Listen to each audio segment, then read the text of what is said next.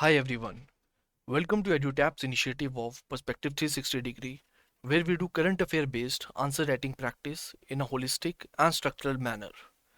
So, if you are somebody who is preparing for exams like RBI, NABARD, etc., then this initiative is definitely going to help you with answer writing practice for the descriptive paper of Phase 2. So, let us begin with the discussion, and the topic that we are going to see today is poverty. And this is an important topic as far as your syllabus is concerned. So why we are discussing this topic is because it was there in the news in the past few weeks, and as per the news, the US think tank Brookings has recently given its report, and as per the report, India has eliminated extreme poverty.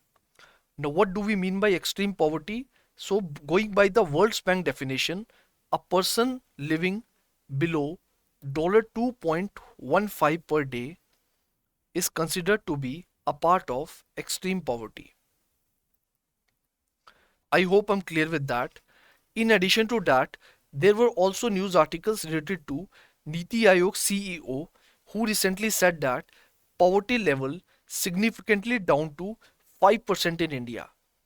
And he had given this assessment after consumption expenditure survey for 2022 to 2023 that was recently released by NSO, which is National Statistical Organization that comes under Ministry of Statistics and Program Implementation. I hope this is clear. And if you are interested to know more about the consumption expenditure survey, then I would suggest you to go and watch Surbi ma'am's video on consumption expenditure survey, where she has very specifically dealt with this topic in a detailed manner. So, going by the different news articles and editorials on this topic, what we are going to cover in this session is the forward and the backward linkages that are connected to this topic and are relevant to our syllabus. So, what we are going to cover today is we will see what is poverty, we will cover the poverty line and its estimation, how it is estimated in India. Then we will also see the challenges and the solutions related to it. Fine. So, as far as the relevance of this topic to your syllabus is concerned, the topic poverty has been very precisely mentioned in your syllabus. Similarly, in the NABARD Grade A syllabus also, this topic has been very clearly mentioned. Apart from that, if you analyze the past year questions, then this topic has been asked multiple times. So that gives you a strong reason to pay attention to this topic and cover it in a thorough manner. Now, as you would be knowing that as a part of our Perspective 360 degree initiative, what we do is we give you an expected question and we will be discussing the answer of this question in this session. Then once this session is done, we will be giving you a practice question. And you will have to answer this practice question in the comment box that will be evaluated by our team within 48 hours.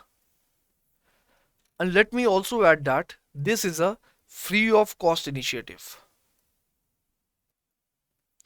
I hope this is clear. Now the expected question for today is, in light of recent reports indicating India's purported elimination of poverty, how would you define poverty? So the first keyword is the definition of poverty. This is how I expect you to highlight your keywords while you are reading the question in the exam also. The next part is, what challenges persist in accurately poverty line estimation and how can innovative approaches ensure sustained progress towards poverty alleviation? So next part it is asking is what challenges persist, and then it is asking about the approaches. How are you going to approach these challenges? So basically it is asking about the way forward or the solution. So firstly you will define the poverty. What you can do is you can write it as a part of your introduction, because the definition has been very straightforwardly asked in the question. If that was not the case, you had the option to write any current affair based reference or any random factual details related to poverty or maybe some data, but that is not the case because the topic poverty or the definition of the poverty has been very straightforwardly asked. So it would be better if you start your introduction from the definition of poverty. Then what you can do is you will start with the body, and in the body there are two things that have been asked. The first one is challenges and the second is the solution. Now, challenges related to what? Now, make sure that you pay full attention while reading the question because the question is asking about challenges in accurately poverty line estimation. Make sure that it is not asking about the challenges related to poverty as a problem. So, if the question was asking about what are the challenges faced due to poverty in India, then the answer would have been different. But it is instead asking about the poverty line estimation challenges. So, you are supposed to answer that part only. This is what you have to answer. Then later on, you will also write the solution. Fine. So, at the end, you can write the conclusion of this answer. So, this is how you are going to structure this answer. And we have also added a small blueprint where you have to break down the answer into introduction, main body, and conclusion. So, introduction should not cross 10 to 12% of the total word limit mentioned in the question paper with respect to that particular question. The same rule applies to conclusion also. The next is the body part, and rest of the word limit should be dedicated to the body part. And while writing the body, you should write the body in the form of headings and small subheadings, and under the subheadings you will write your points. So this is going to be your approach while writing the answer in a structured manner so that it becomes easier for the examiner to evaluate your answer sheets. Also, avoid generalization of your answers. This you have to avoid. What do you mean by generalization of answer? Generalization of answer means by not substantiating your answer with certain data, facts, or examples. So what I mean to say is that whenever you are writing a certain point related to any topic, it could be a challenge or it could be a solution, always try to substantiate your point with the help of certain data or example. So what it will do, it will always give you a competitive edge related to that particular answer. Because as you would be seeing that the topic poverty is very general topic. Even if you don't prepare for this topic, you would be in a position to write at least something on this topic.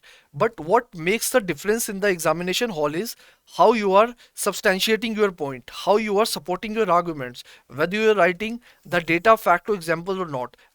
And this is the point where comes the difference between those who get selected and those who are not able to make it because of these limitations in your answers. So make sure that you always substantiate your arguments with the help of data, fact or example, and we will be seeing it in this lecture while discussing the different challenges and the solutions.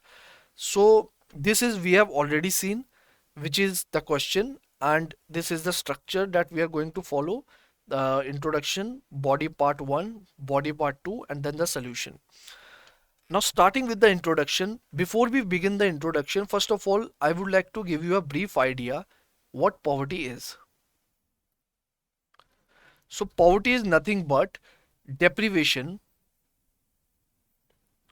in well-being of an individual due to inability to fulfill his basic essential needs. So these needs when are not getting fulfilled. And what are basic essential needs?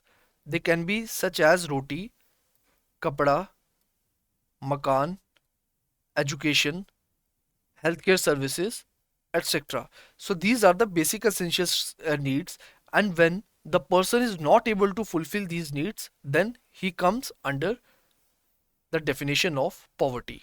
I hope you are able to understand it. And coming to the introduction, poverty is a multidimensional phenomena in which a person or community lacks the financial resources and essentials for a minimum standard of living. So what do we mean by minimum standard of living? These basic essential needs. So they represent the minimum standard of living that a person is requires for his survival.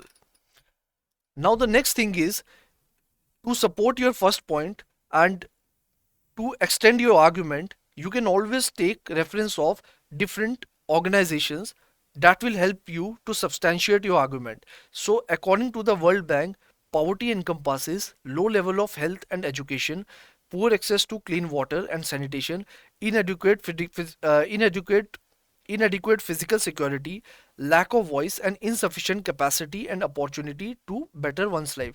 So everybody knows this point. The point I want to make is that what you are doing is in point 2 is you are supporting your point 1. So there is a complete connection between both these points. So what point 2 is doing, that it is explaining the minimum standard of living which is mentioned in your point 1, and that too by referring to the World Bank. So that's how you can complete your introduction. And apart from that, in order to support your argument, you can write some data, and I have mentioned the data that according to multidimensional poverty index which is released by Niti Aayog,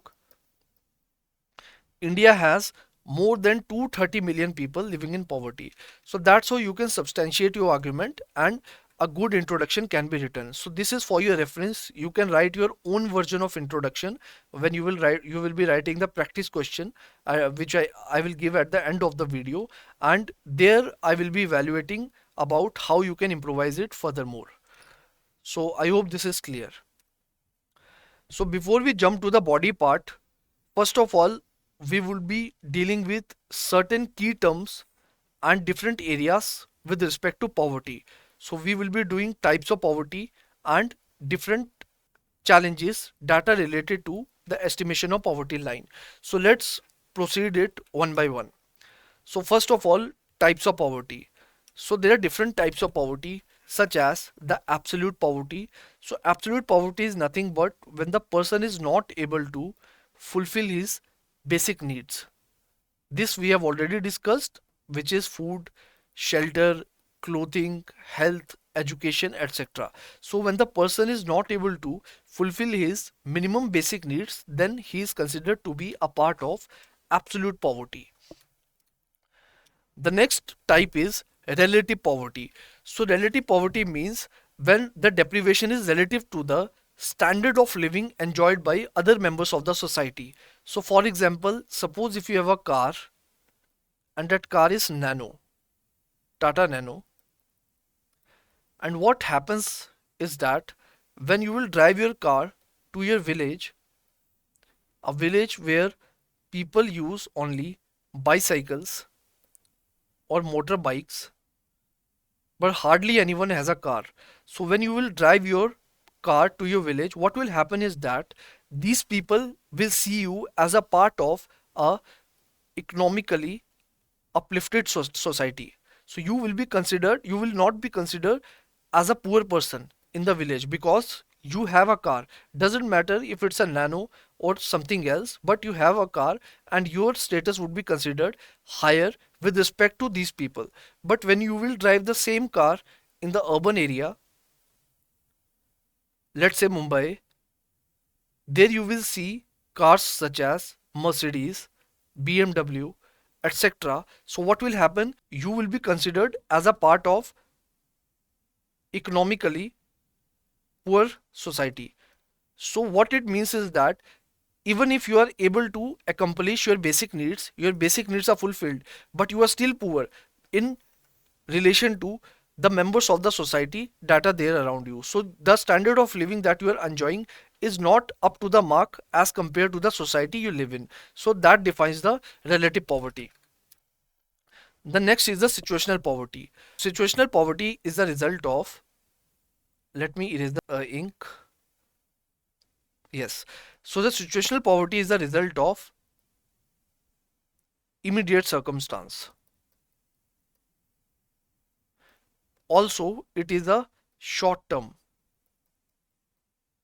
It has a short term nature. So an example could be when the earning member of a family dies because of accident. What happens? The family faces short term immediate loss, but what happens after that? Consequently, the other members of the family start earning, and then the economic status of the family starts getting improved. And this is what we mean by situational poverty. So poverty for a short time as the result of circumstance. The next type is generational poverty. This is very simple, as the name suggests. Suppose there is person X and his grandfather was poor. Here GF means grandfather. Now his father was also poor and he is also poor. So what is happening? The poverty is transferring from one generation to another, and this is what we call generational poverty. I hope this is clear to you. Now after that we are going to cover few important terms related to poverty that will help you to understand the different concepts and ideas that are related to poverty and are relevant to your exam. So let me open the white screen. Yes. So the first term that we have to understand is poverty line. Then we will be seeing the head count ratio. After that we will cover the poverty gap. Now, first of all, let us see the poverty line. So suppose this is a poverty line. So poverty line, for the definition, poverty line is a line that is a minimum threshold or the standard of living, and the person who are below this standard of living are considered to be poor, whereas the person who are above this standard of living are considered non-poor. So this is the poverty line that has been defined by the government, and let us assume that, just hypothetically, that this poverty line is rupees 1500, just for the sake of understanding. So this is a threshold of poverty line, and the people who are under it, let's say there is a family A whose earning is rupees, let's say 1000. So the income of this family is lesser than this poverty line, so it will be considered as a part of BPL category, which means below poverty line category. Whereas the family B, and there is another family, family C, whose incomes are rupees 2500 and rupees, let's say 7500. Fine. So these are non-poor. These belong to non-poor category or APL category, which means above poverty line category. So this is the whole idea behind poverty line, and in the subsequent slides we are going to see how the poverty line is estimated and what are the different criterias and calculations related to it. But this is the whole idea behind, the basic idea behind poverty line, and I hope this is clear. The next is the head count ratio. So what do we mean by head count ratio? This is also very easy. So head count ratio means the total population of poor households out of the total population of all the households. So in this case, it will be the population of family A out of family A plus B plus C. So this is, you can say, is 1:3. So I mean, this is just a general ratio. It will depend on the number of members in the family. So this is the whole idea behind the head count ratio, which shows households that are poor out of the total number of households that are there in that sample population. So that's what we mean by head count ratio. Now the third thing is the poverty gap. So what do we mean by poverty gap?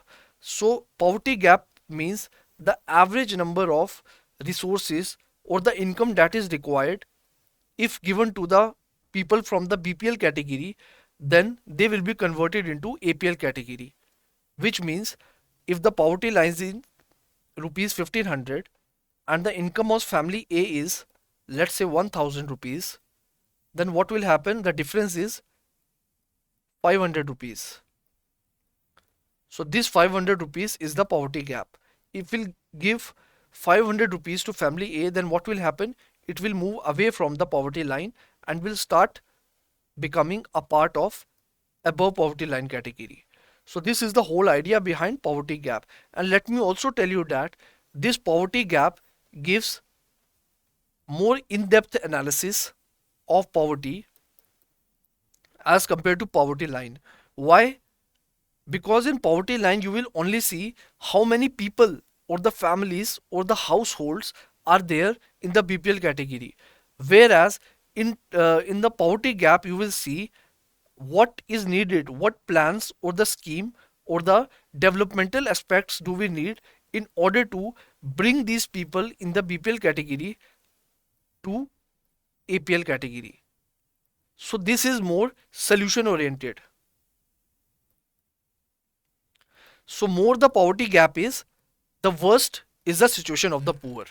So the more the difference is, it means the more they are away from the poverty line, and the more focus and attention on such category of people is needed. So that's what we can analyze with the help of poverty gap. So that is the difference between these key terms or the important terms I have already written here.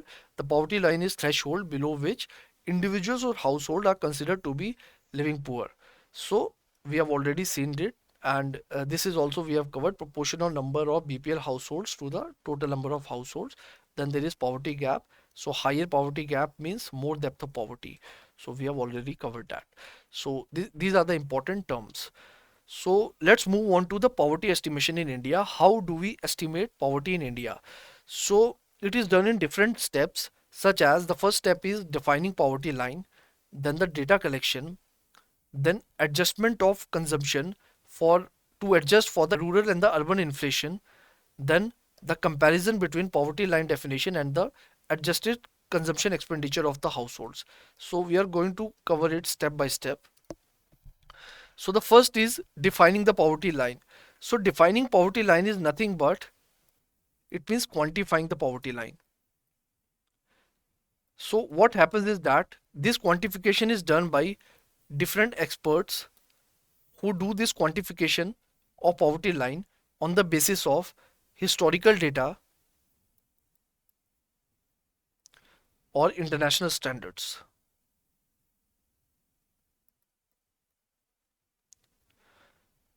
So what happens is that when this poverty line is defined, when this quantification is done, this quantification or defining a poverty line is usually preliminary, or this is just a rough estimate, because once the whole data collection process is done in the rural and urban areas, then this poverty line is adjusted for inflation.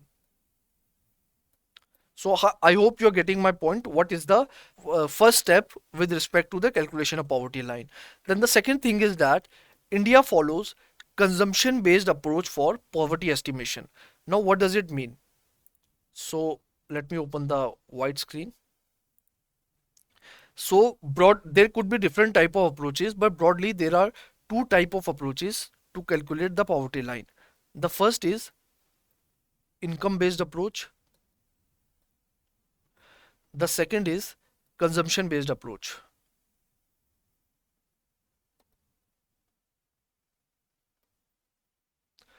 What happens in income based approach is that the poverty line is calculated on the basis of the incomes of the population or the households. So it uses the income of the populations to calculate the poverty line, such as the salary or wage gap. So they are going to take a sample population and they will see what is their income or salary, and on the basis of that the poverty line is decided. Then the second is consumption based approach.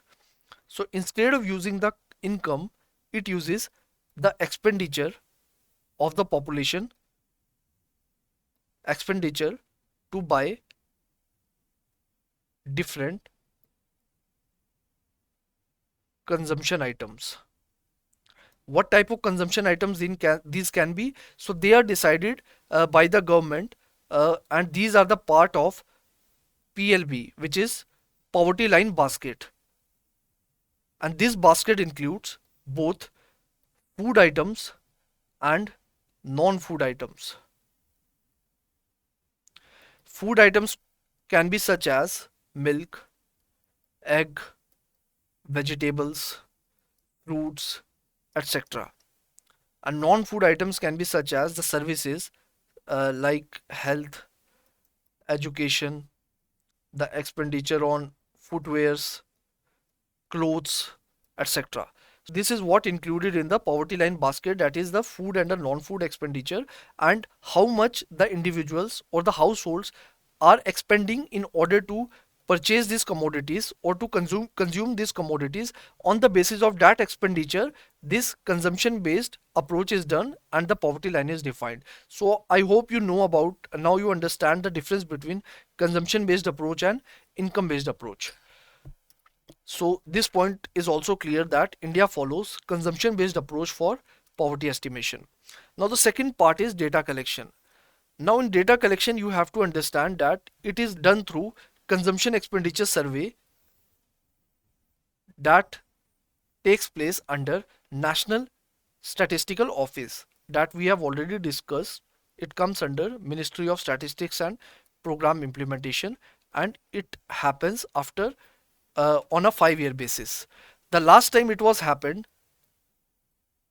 in 2011 to 12. Then after that it happened for 2022 to 23. So you can see there is a lot of inconsistency as far as this data collection is concerned, and that is the reason that poverty line is very controversial in India. It has been a heated and a debated topic because of these inconsistency in the calculations. So moving on to what are the different types of methods that are used for consumption expenditure survey and for the calculation of poverty line. So the first method that we are going to talk about is uniform reference period.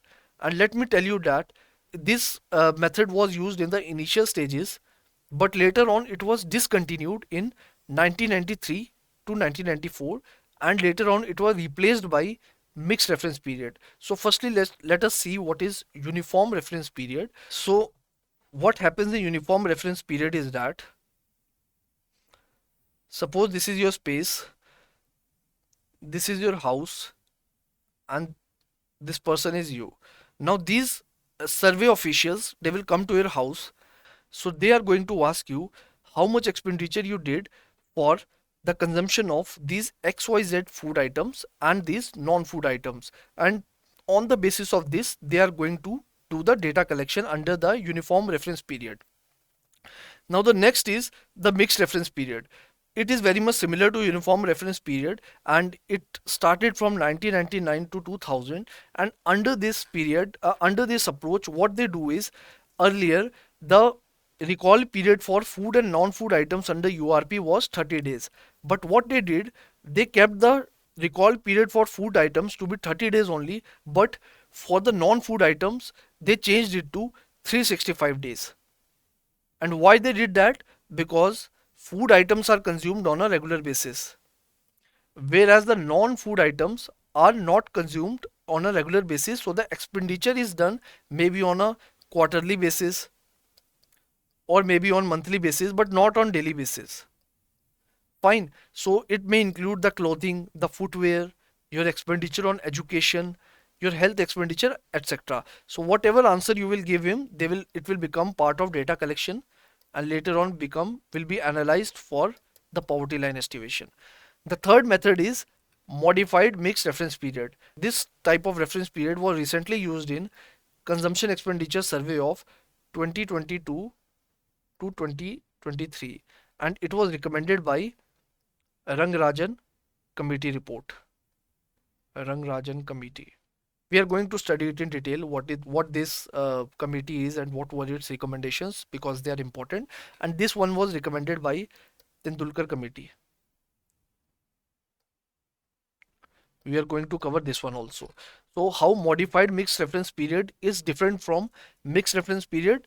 It includes the features of modified reference period only. The only twist is that it includes 7 days recall period for some food items which households buy more regularly in smaller quantities. So it is basically talking about the perishable essentials such as the milk, spices, beverages, fish, meat. All these things households buy, so they are a part of food items, but they are bought more regularly and in smaller quantities. So the MMRP which is modified mixed reference period, it will include four type of questions. The first would be about food items in the last 30 days. So they will ask you to recall about these food items. Then they will also ask you about non-food items in the last 365 days.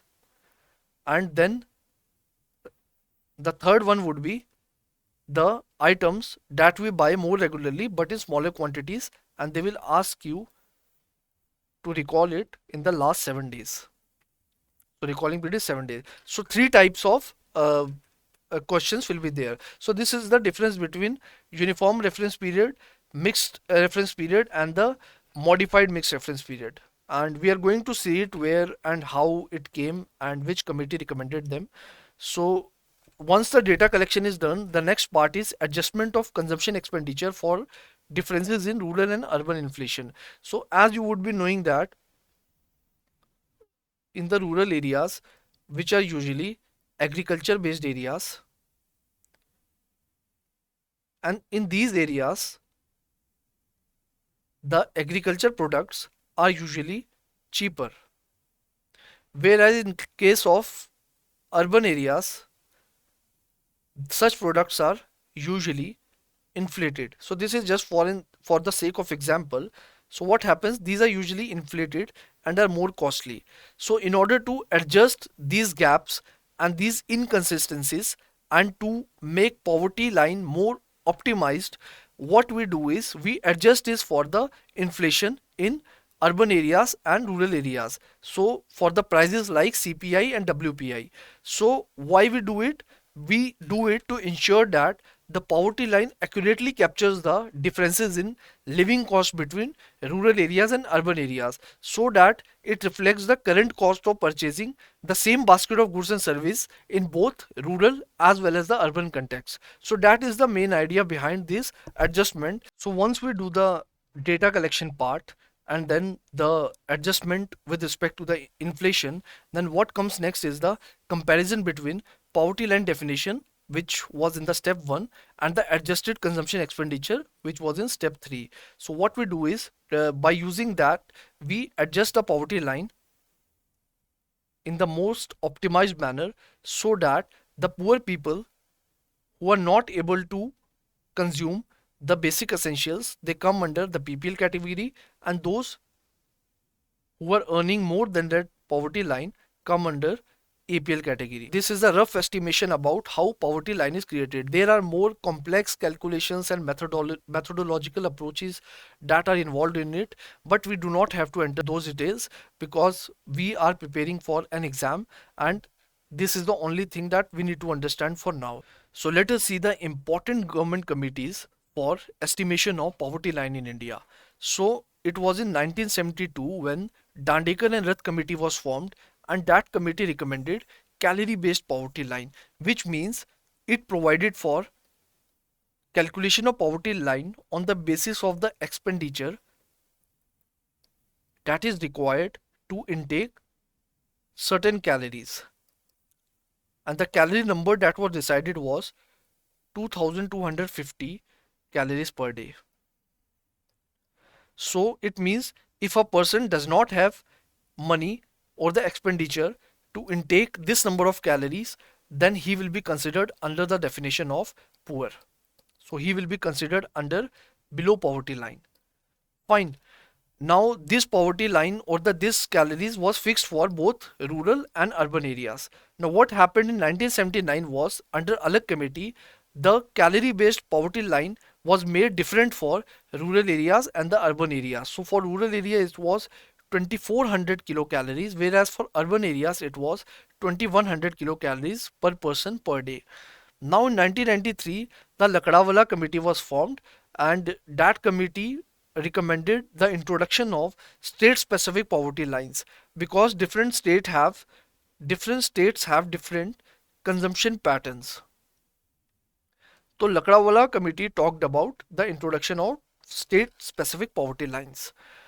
Now after that, in 2004 the Tendulkar committee was formed that submitted its report in 2009, and after that committee the calorie based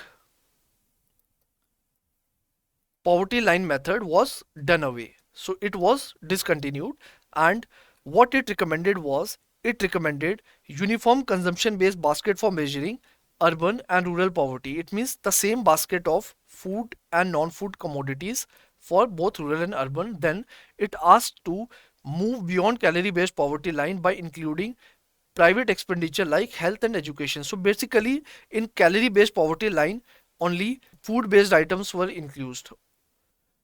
What Tendulkar committee recommended to include non-food based item also, such as health and education. Now it recommended to introduce MRP based estimates. MRP means mixed reference period, that we have already discussed. So before the Tendulkar committee, the URP system was used, which is uniform reference period, but Tendulkar committee recommended to introduce MRP system for the calculation of poverty. Then it also recommended for Fisher's price index in poverty estimation. So you don't have to get into the details, just understand that the Fisher's price index is for poverty estimation, and it was recommended by Tendulkar committee. Now in 2012, the Rangarajan committee was formed. Now the Rangarajan committee gave its own recommendations, which were the separate consumption of basket for rural and urban basket estimation. So Tendulkar asked for the uniform consumption basket, whereas the Rangarajan asked for separate consumption basket because the consumption patterns are different in rural and urban areas. Then it also added important non-food items such as the housing rent and the conveyance cost. After that, Rangarajan committee recommended the mixed modified reference period. So the Tendulkar recommended the MRP based estimation, whereas the Rangarajan recommended MMR based estimation, which is mixed modified reference type of method. Then there was Fisher index, that was recommended by the Rangarajan committee. So that was the difference between the recommendations of Tendulkar committee and Rangarajan committee. And even if you don't remember these recommendations, that is okay, but these two are very important that you must remember for your exam. So now let us compare the important comparisons when we use the Tendulkar committee's methodology versus the Rangarajan committee's method or the recommendations. So when we calculated poverty using Tendulkar committee in 2011 and 12, then it for rural areas it was 25.7, whereas by using the method of Rangarajan for the rural it came 30.9, which was higher. Then in case of urban areas it was 13.7, whereas with Rangarajan's method it was 26.8 in urban areas. So Rangarajan committee's method show higher rate of poverty ratio as compared to the Tendulkar. Similarly, when we compared the different poverty lines that were given or the recommended by these different methods, so the poverty line under Tendulkar method for the rural areas was rupees 812, whereas with Rangarajan it was rupees 970. Similarly, for urban areas it was rupees 1000, whereas with Rangarajan's method it was rupees 1400. So what you can clearly see is that the poverty line estimation that was coming through Rangarajan method was higher as compared to the Tendulkar method, and that is also one of the reasons why government said that the Rangarajan method is not feasible enough to be considered as the right way for poverty estimation. There were different reasons for it.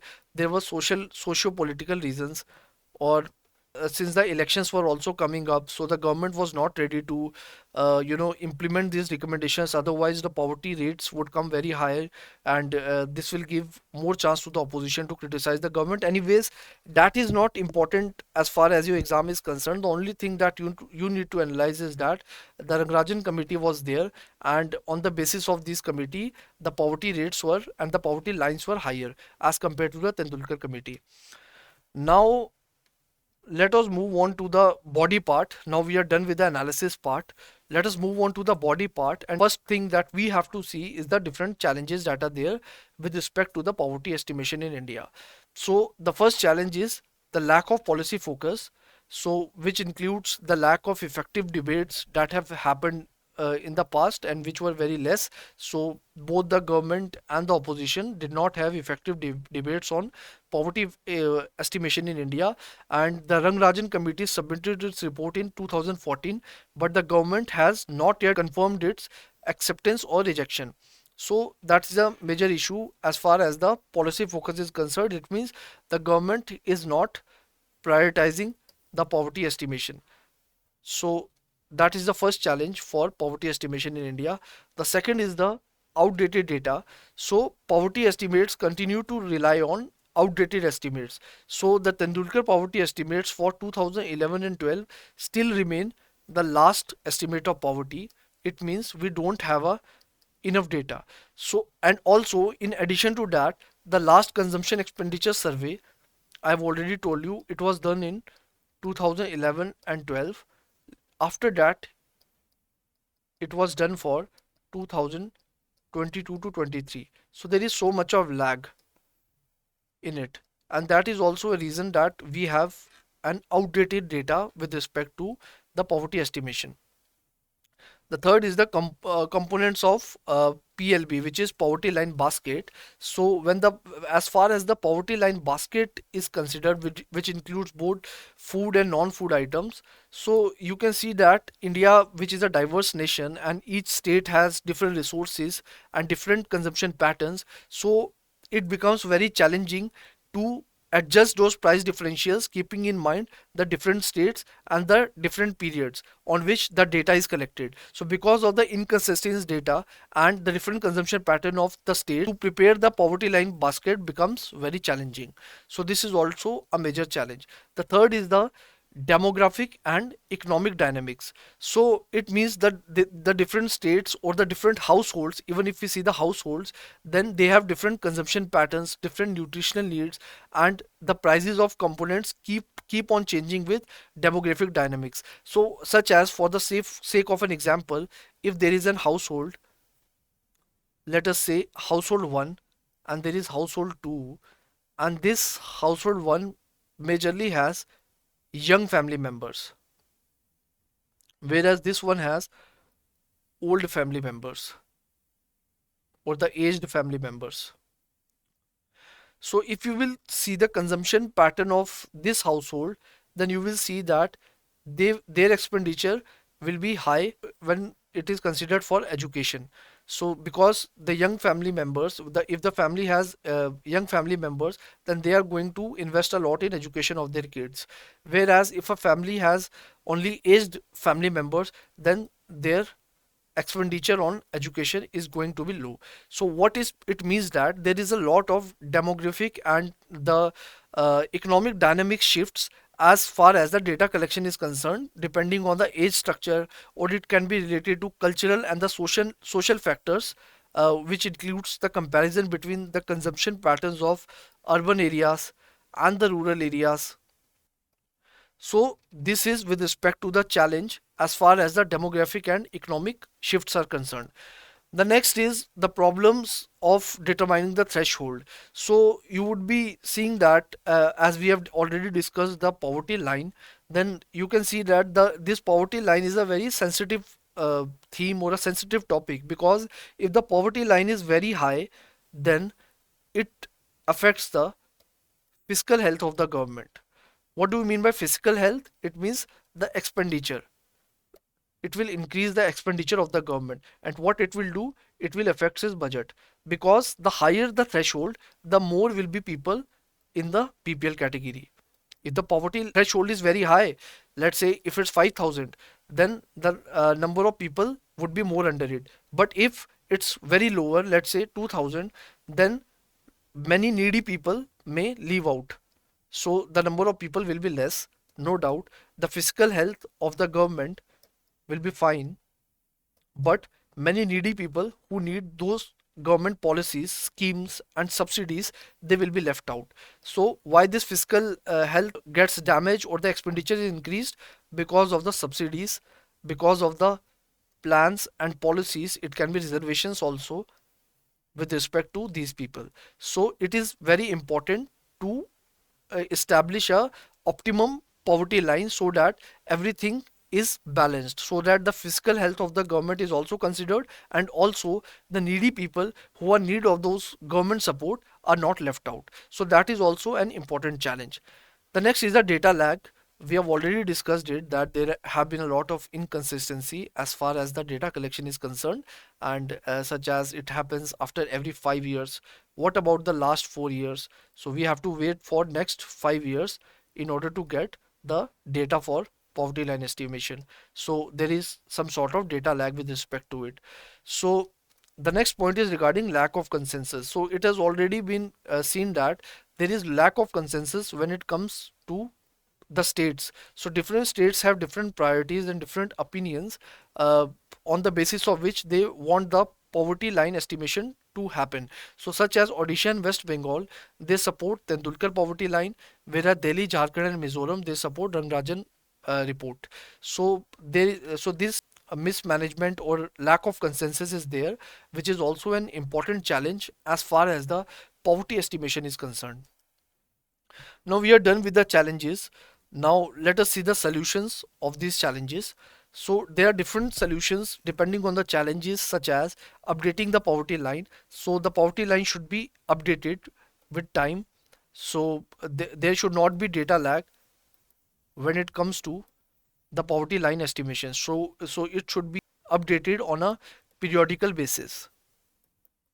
That could be one of the solutions you can write. The second is poverty differentials. So it is important to differentiate between chronic poverty and the sporadic poverty. So the poverty that is going to stay for long term, and the poverty that is of immediate circumstance or is of short term, we have to differentiate between that, so that we can make more targeted policies in order to tackle them. Fine. So this is the another solution that can be considered. Then there should be regular updating of consumption data. So we have seen that the last time consumption data was consumption expenditure survey was happened in 2011 to 12, and after that it happened in 2022 to 2023. So there is so much of inconsistency and irregular updating of data. So that should not be there, and this particular solution should be followed.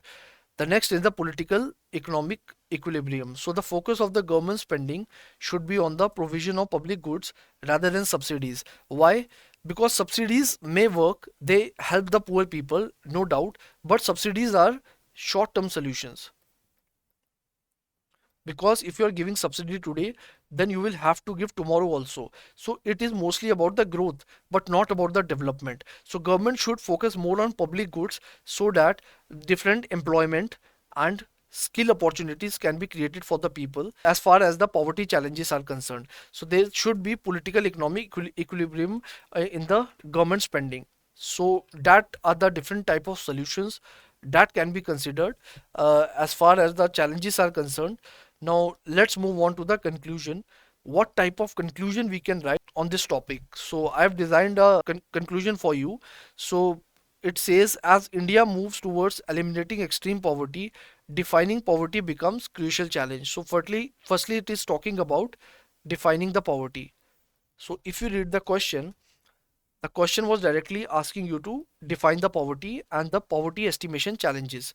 So that's why I have directly talked about the that there are challenges with respect to defining the poverty, and these poverty or these challenges persist in accurately assessing and addressing poverty due to its multifaceted nature. So we are talking about that there are challenges, and these challenges are multifaceted in nature. And now the thing about your conclusion is that firstly it should address the question in a very brief manner. It means it should be related to the question. Secondly, it should be solution oriented, and thirdly it should be positive. It means it should show some sort of hope, that there is a solution, there is a light after this dark tunnel. So what we have written is that once we have talked about the problem that was there in the question, then we have talked about the solution, what we can do, and I have written it in a single line. So adopting data driven strategies, targeted interventions, and inclusive policies is essential. So following the recommendations from committees like Rangrajan committee, can further guide our efforts towards effective poverty alleviation. So what we are doing, we are writing a solution oriented conclusion. So that is the way forward, that we should adopt data driven strategies, targeted intervention and inclusive policies. And also we should consider following the recommendations of Rangarajan committee, so that we can guide our efforts toward effective poverty alleviation. So that's how you can design your conclusion, and you can similarly write your own version of conclusion for the practice question that I'm going to give you, and we will be evaluating your answer in the comment section. So this is a value addition data that I have taken from multidimensional poverty index released by Niti Aayog. So 24.82 crore Indians escape multidimensional poverty index last 9 years. And there is this list of data. You can go through it, and you can always use this value addition data in your answers. And if a question comes in essay on poverty, you can use this data in your essay also. So I hope this will be helpful for you. And this is your practice question for today. India is still home to the largest number of poor. Discuss the underlying factors responsible for the prevalence of poverty in India and suggest strategy in order to accelerate poverty eradication in a sustainable manner. So this is your practice question for 10 marks. You have to write it within 400 words, and write it in the comment section. I'm repeating again that we will be evaluating it within 48 hours. And also this whole process is going to be free of cost. So that is it for today. So thank you so much and all the best.